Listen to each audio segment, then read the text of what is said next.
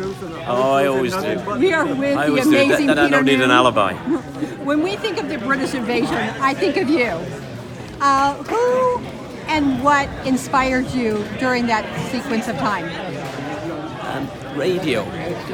I just wanted to be on the radio with the Beatles and Elvis Presley, and I'd go and watch the Beatles at the Cavern and think maybe one day I could have a band and maybe be good, and bit by bit. It's really the British music was copying American music until the Beatles, and then we all got a shot. They gave us all a shot. If you had to describe your sound, how would you describe it? Describe Your sound? Oh, my sound is called pop.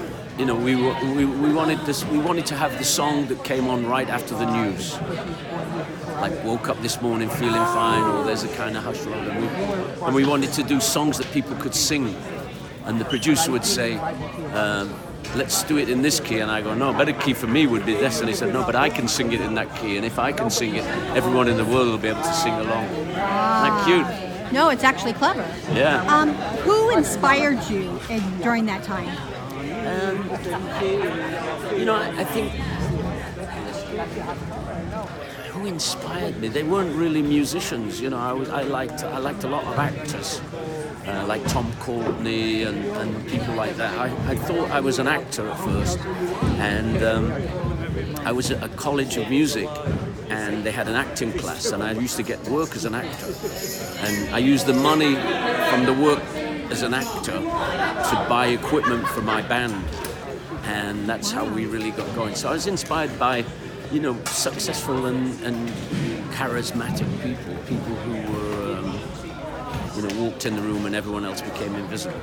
Out of your catalog of music, what would be your favorite?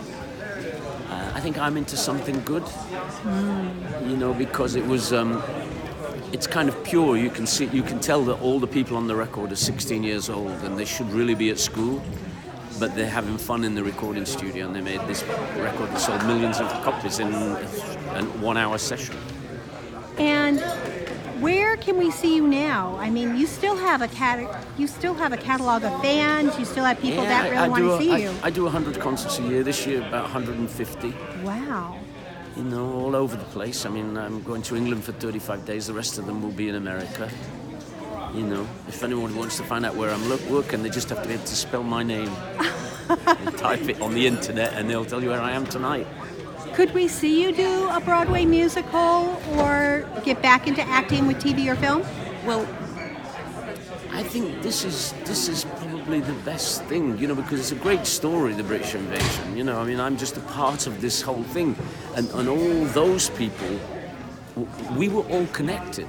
It's an interesting thing, you know, all the people in the British invasion actually knew each other and met each other and hung out with each other, and we were all, there was a thing called camaraderie amongst musicians, and we were not competitive because we were all different. We weren't like, Herman's Hermits weren't like the Beatles, and the Beatles weren't like the Stones, and the Stones weren't like anybody else, so we all just shared information with each other. What you're doing, you know, the Beatles would say, we're not putting a record out next week because the Stones are putting a record out next week, and everybody was kind of friendly and comrades. It was an unusual, it was like a musician, a plumbers union.